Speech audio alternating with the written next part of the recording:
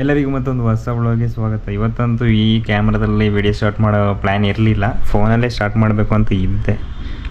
ನನಗೇನೋ ಅನಿಸ್ತು, so plan ಏನಿರಲಿಲ್ಲ ಏನು ಸ್ಟಾರ್ಟ್ ಮಾಡಬೇಕು ಅಂತ. ಸೊ ನೆನ್ನೆ ತೋರಿಸ್ದಂಗೆ ಚಾರ್ಜ್ ಆಗ್ತಿರ್ಲಿಲ್ವಲ್ಲ. ಸೊ ಇವಾಗ ನೋಡಿ 100% ಚಾರ್ಜ್ ಆಗಿದೆ. ಸೊ ಇದರಲ್ಲಿ ಜಾಸ್ತಿ ಏನು ವೀಡಿಯೋ ಮಾಡೋಕ್ಕಾಗಲ್ಲ ಗುರು, ಅದೇ ಒಂದು ಪ್ರಾಬ್ಲಮ್ಮು. ಏನು ಮಾಡೋದು, ಕ್ಯಾನ್ಸಲ್ ಮಾಡಿಬಿಡ್ಲ. ಬನ್ನಿ. ಸೊ ನಾನು ಇವತ್ತು ಏನು ಹೇಳಕ್ಕೆ ಬಂದೀನಿ ಅಂದರೆ JC ರಾಯ್ ಅವ್ರ ಬಗ್ಗೆ ಹೇಳೋಣ ಅಂತ. ಸರ್ ನನಗೂ ಒಂದು ಸ್ವಲ್ಪ ಕಮ್ಯುನಿಕೇಷನ್ ಇಂಪ್ರೂವ್ ಆಗಲಿ ಅಂತ. ನನಗೂ ಏನೋ ಸರಿಯಾಗಿ ಅವ್ರ ಬಗ್ಗೆ ಗೊತ್ತಿಲ್ಲ. ಸೊ ರೀಸೆಂಟಾಗಿ ಏನೋ ಸೂಸೈಡ್ ಮಾಡ್ಕೊಂಡಿದ್ದಾರೆ. ರೀಸನ್ ಅದೇನೋ IT ಇಂದ ಏನೋ ಎದುರುಬಿಟ್ಟು ಅಂತ. ನನಗೂ ಎಕ್ಸಾಕ್ಟ್ ಅದೆಲ್ಲ ಐಡಿಯಾ ಇಲ್ಲ, ಅಷ್ಟು ನಾನು ಆ ಥರ ನ್ಯೂಸ್ ನೋಡೋಕ್ಕೆ ಹೋಗಲ್ಲ.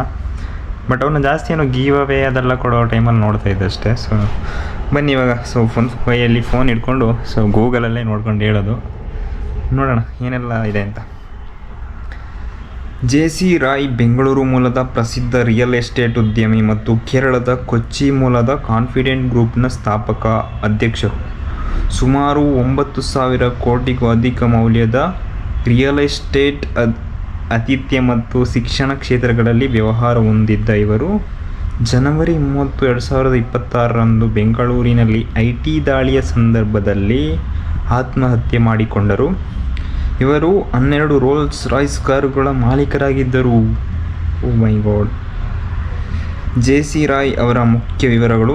Confident group. ಸೊ ಇದು ಕೇಳಿದ್ದೀನಿ ಕಾನ್ಫಿಡೆಂಟ್ ಗ್ರೂಪ್ ಬಗ್ಗೆ. ಸೊ 2005ರಲ್ಲಿ ಸ್ಥಾಪನೆಯಾದ ಈ ಸಂಸ್ಥೆಯು ಬೆಂಗಳೂರು, ಕೇರಳ ಮತ್ತು ವಿದೇಶಗಳಲ್ಲಿ 200ಕ್ಕೂ ಹೆಚ್ಚು ಯೋಜನೆಗಳನ್ನು ನಿರ್ಮಿಸಿದೆ. ಓಕೆ. ವ್ಯವಹಾರ ವ್ಯಾಪ್ತಿ: ರಿಯಲ್ ಎಸ್ಟೇಟ್, ಅಪಾರ್ಟ್ಮೆಂಟ್ಗಳು, ಆತಿಥ್ಯ ಅಂದರೆ ಹೋಟೆಲ್, ರೆಸಾರ್ಟ್ ಆ ಥರ, ಶಿಕ್ಷಣ ಸಂಸ್ಥೆಗಳು ಮತ್ತು ಸಿನಿಮಾ ನಿರ್ಮಾಣ. ಸೊ ಈ ಥರ ಇವ್ರದ್ದು ಬಿಸ್ನೆಸ್ ಇದೆ. ಸಿನಿಮಾ ಮತ್ತು TV ಅಂತ ಬಂದಾಗ ಮೋಹನ್ಲಾಲ್ ಅಭಿನಯದ ಕ್ಯಾಸನೋವಾ, ಕನ್ನಡದಲ್ಲಿ ಕ್ರೇಜಿ ಲೋಕ ಸೇರಿದಂತೆ 11ಕ್ಕೂ ಹೆಚ್ಚು ಚಿತ್ರಗಳನ್ನು ನಿರ್ಮಿಸಿದ್ದರು. ಬಿಗ್ ಬಾಸ್, ಮಲಯಾಳಂ ಮತ್ತು ಕನ್ನಡದ ಸರಿಗಮಪ ಕಾರ್ಯಕ್ರಮಗಳಿಗೆ ಪ್ರಾಯೋಜಕರಾಗಿದ್ದರು. ಐಷಾರಾಮಿ ಜೀವನ: ಇವರು ಸುಮಾರು 12 ರೋಲ್ಸ್ ರಾಯ್ಸ್ ಸೇರಿದಂತೆ 200ಕ್ಕೂ ಹೆಚ್ಚು ದುಬಾರಿ ಕಾರುಗಳನ್ನು ಹೊಂದಿದ್ದರು. 200 ಕಾರ್ಸು, ಅದು ದುಬಾರಿ ಕಾರು. ಯಪ್ಪ, ಏನು ಇದೆಲ್ಲ ಗೊತ್ತೇ ಇಲ್ಲ. ನಾನು ನೋಡಿದ್ದೀನಿ ಅವ್ರನ್ನ ಅಷ್ಟು ಸ್ವಲ್ಪ, ಅಂದರೆ ಇನ್ಸ್ಟಾಗ್ರಾಮಲ್ಲಿ ಅಷ್ಟೇ ನಾನು ನೋಡಿ ಗೊತ್ತಿತ್ತು. ಸೊ ಮತ್ತೆ ಈ ನ್ಯೂಸ್ ಬಂದಮೇಲೆ ಸೊ ಇವಾಗಷ್ಟೇ ಒಂದು ನೋಡ್ತಾ ಇದ್ದೀನಿ. ಸೊ ಅವ್ರದ್ದು ಏನಾಯಿತು ಅಂತ ಹಾಕಿದ್ದಾರೆ. ಆದಾಯ ತೆರಿಗೆ ಅಧಿಕಾರಿಗಳನ್ನು ತಮ್ಮ ಕಚೇರಿಯ ಮೇಲೆ ದಾಳಿ ನಡೆಸಿದ ನಂತರ ಬೆಂಗಳೂರಿನ ಲಾಂಗ್ಫೋರ್ಟ್ ಟೌನ್ನಲ್ಲಿರುವ ಕಚೇರಿಯಲ್ಲಿ ಗುಂಡು ಹಾರಿಸಿಕೊಂಡು ಆತ್ಮಹತ್ಯೆ ಮಾಡಿಕೊಂಡರು. ಸ್ಟಾರ್ಟಿಂಗ್ ಏನೋ ಬೇರೆ ಅಂದ್ಕೊಂಡು ಗುಂಡು ಹಾರಿಸ್ಕೊಂಡಿದ್ದಾರಾ. ಗಮನಾರ್ಹ ಅಂಶಗಳು: ಸ್ವಿಟ್ಜರ್ಲೆಂಡ್ನ ಜ್ಯೂರಿಕ್ನಿಂದ ಬಿಸ್ನೆಸ್ ಅಡ್ಮಿನಿಸ್ಟ್ರೇಷನ್ನಲ್ಲಿ ಡಾಕ್ಟರೇಟ್ ಪಡೆದಿದ್ದರು. ಚೆನ್ನಾಗಿ ಓದಿದ್ದಾರಪ್ಪ ಇವರು. ಓಹೋ. ಸಮಾಜ ಸೇವೆ, ವಿಶೇಷವಾಗಿ ವಿದ್ಯಾರ್ಥಿಗಳಿಗೆ ಸ್ಕಾಲರ್ಶಿಪ್ ನೀಡುವಲ್ಲಿ ಗುರುತಿಸಿಕೊಂಡಿದ್ದರು. ಇವರ ಆತ್ಮಹತ್ಯೆ ಪ್ರಕರಣ ತನಿಖೆಯನ್ನು SIT ಅಂದರೆ ಸ್ಪೆಷಲ್ ಇನ್ವೆಸ್ಟಿಗೇಷನ್ ಟೀಮ್ಗೆ ವಹಿಸಲಾಗಿದೆ. ಸೊ ನಾನು ಹಾಗೆ ನೋಡ್ತಾ ಇದ್ದೆ. ನನಗೂ ಅವ್ರಿಗೂ ಸ್ಟಾರ್ಟಿಂಗ್ ಅಂದರೆ ಇನ್ಸ್ಟಾಗ್ರಾಮಲ್ಲಿ ನೋಡ್ತಾ ಇದ್ದೆ. ಆವಾಗೆಲ್ಲ ಒಂದೊಂದು ಸಲ ವೀಡಿಯೋದಲ್ಲಿ ಬರೋರು. ಸೊ ನಾನೇನೋ ಬಿಸ್ನೆಸ್ ಮ್ಯಾನ್ ಇರಬೇಕು ಹಂಗೆ ಅಷ್ಟೇ ಅಂದ್ಕೊಂಡಿದ್ದೆ. ಬಾಕಿ ಅಷ್ಟೆಲ್ಲ ಡೀಟೇಲ್ಸ್ ಇರಲಿಲ್ಲ. ಸೊ ಸಡನ್ನಾಗಿ ಇವಾಗ ಇನ್ಸ್ಟಾಗ್ರಾಮಲ್ಲಿ ಬಂತು. ಸೊ ಈ ಥರ ಸೂಸೈಡ್ ಮಾಡ್ಕೊಂಡಿದ್ದಾರೆ ಅಂತ. 30th ಅಂದರೆ ಇವತ್ತು ಎಷ್ಟು ತಾರೀಕು? 4. ಜನವರಿ 30ಕ್ಕೆ ಏನೋ ಸೂಸೈಡ್ ಮಾಡ್ಕೊಂಡಿರೋದು. ಇದನ್ನೆಲ್ಲ ನೋಡಿದ್ಮೇಲೆ ಯಾಕೆ ನಾವು ದುಡಿಬೇಕು ಅನಿಸ್ಬಿಡುತ್ತೆ ಒಂದು ಸೆಕೆಂಡ್ಗಂತೂ. IT ದಾಳಿಗೆ ಎಲ್ಲ ಕೊಟ್ಬಿಟ್ರು ಏನೋ ಆಗ್ತಿರ್ಲಿಲ್ವೇನೋ.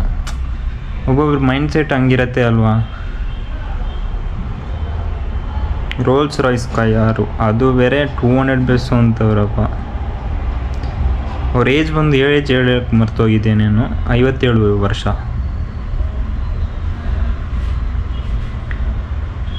$9,000 ಕೋಟಿ ಅವ್ರದ್ದು. 9,000 ಕೋಟಿಗೂ ಅಧಿಕ ಮೌಲ್ಯದ ರಿಯಲ್ ಎಸ್ಟೇಟ್ ಬಿಸ್ನೆಸ್. ಓಕೆ, ಅಷ್ಟೇ, ಏನು ಮಾಡೋಕ್ಕಾಗಲ್ಲ. ಇಲ್ಲಿ ಅವ್ರ ಫೋಟೋ ಒಂದಿದ್ರೆ ಹಂಗೆ ತೋರಿಸ್ತೀನಿ. ಏನು ಎಲ್ಲ ನ್ಯೂಸ್ ಚಾನಲ್ ಅವರೇ ಬರ್ತಾವ್ರಪ್ಪ.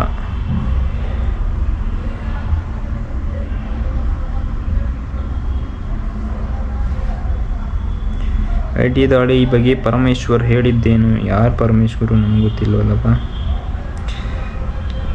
Sugarless daddy. ಓಹೋ, ಇವ್ರನ್ನ ಚಿಕ್ಕ ವಯಸ್ಸಲ್ಲಿ ಎಲ್ಲೋ ಫಿಲಮಲ್ಲಿ ನೋಡಿರೋ ಯೋಚನೆ. ಸೊ ಈ ಫೋಟೋ ಏನು ನೋಡ್ತಾ ಇದ್ದೀರಾ, ಸೊ ಇದು ನೋಡಿದ್ರೆ ನಾನು ಯಾವುದೋ ಒಂದು ತಮಿಳ್ ಮೂವಿಯಲ್ಲಿ ಇವ್ರನ್ನ ನೋಡಿದ್ದೀನಿ ಅಂತ ನನಗನ್ನಿಸ್ತದೆ. ಅದು ಬಿಟ್ಟರೆ ರೀಸೆಂಟ್ ಇರೋ ಪಿಕ್ಚರ್ಸು ಇದರಲ್ಲೆಲ್ಲ ನಾನು ಇನ್ಸ್ಟಾಗ್ರಾಮಲ್ಲಿ ನೋಡಿರೋದು ಇವ್ರನ್ನ, ಅದೊಂದು ಬಿಟ್ಟು ಬಾಕಿ ಎಲ್ಲೂ ನೋಡಿರೋದು ಯೋಚನೆ ಇಲ್ಲ. ಈ ಥರ ಕಥೆಗಳು, ಏನು ಮಾಡೋಣ, ಅವ್ರ ಆತ್ಮಕ್ಕೆ ಶಾಂತಿ ಸಿಗಲಿ ಅಷ್ಟೇ. ಇನ್ನೇನೋ ನಮ್ಮ ಕಡೆಯಿಂದ ಏನು ಮಾಡೋಕ್ಕಾಗತ್ತೆ, ಆಸ್ತಿ ಇದ್ದರೂ ಏನು ಮಾಡೋಕ್ಕಾಗಲ್ಲ ಅನ್ನೋ ಥರ. ಅಷ್ಟೇ. ಬನ್ನಿ ಇವಾಗ ಏನು ಹೇಳೋಕ್ಕೆ ಬಂದೆ, ಗೋಪುರದ ಇದಕ್ಕೆ ಇದು ಹಾಕೋ ಅಷ್ಟರಲ್ಲೇ ಟೈಮ್ ಆಗುತ್ತಲ್ಲಪ್ಪ.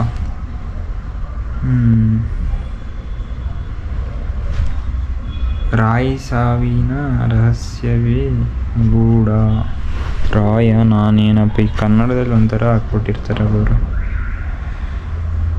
ಗಂಡ ಹೆಂಡತಿಗೆ ಇದು ಯಾವುದು ಗುರು, ನಾನೇನು ಸರ್ಚ್ ಮಾಡಿದೆ, ಪೂರ್ತಿ ಹೆಸರೇನು ನೋಡಿ. ಈ ಥರ ತಮ್ಮನೇಲಿ ನೋಡಬೇಕು. ಏನು ರೋಲ್ಸ್ ರಾಯ್ಸ್ ಇದ್ದರು ಏನು ಯೂಸು ಅಲ್ವಾ. ಒಂದು 800 ಆರಾಮಾಗಿರೋಣ ಅಂತ ಅನ್ಸ್ಬಿಡತ್ತೆ. ಅದು ಇದ್ರ ಏನು ಪ್ರಯೋಜನ ಅನ್ಸ್ಬಿಡತ್ತೆ ಒಂದೊಂದು ಸೆಕೆಂಡು. ಬನ್ನಿ ಸುಮ್ಮನೆ ಏನೆಲ್ಲೂ ಮಾತಾಡ್ಬಿಡ್ತೀನಿ ನಾನಂತೂ.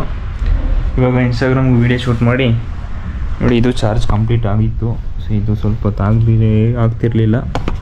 ಬನ್ನಿ ಫಸ್ಟು ಇದನ್ನು ಟ್ರಾನ್ಸ್ಫರ್ ಮಾಡ್ಕೊಡ್ತೀನಿ ಗುರು. ಮತ್ತು ಇವ್ರ ಬಗ್ಗೆ ನಿಮ್ಗೇನು ಅನಿಸುತ್ತೆ, ನಿಮಗೂ ಎಷ್ಟು ದಿನದಿಂದ ಇವ್ರನ್ನ ಗೊತ್ತು. ಸೊ ಏನು ಅನಿಸ್ತೀರ ಅಂದರೆ ನಿಮ್ಮ ಫೀಲಿಂಗ್ಸ್ನ ಕಮೆಂಟ್ ಸೆಕ್ಷನಲ್ಲಿ ತಿಳಿಸಿ, ಓಕೆನಾ.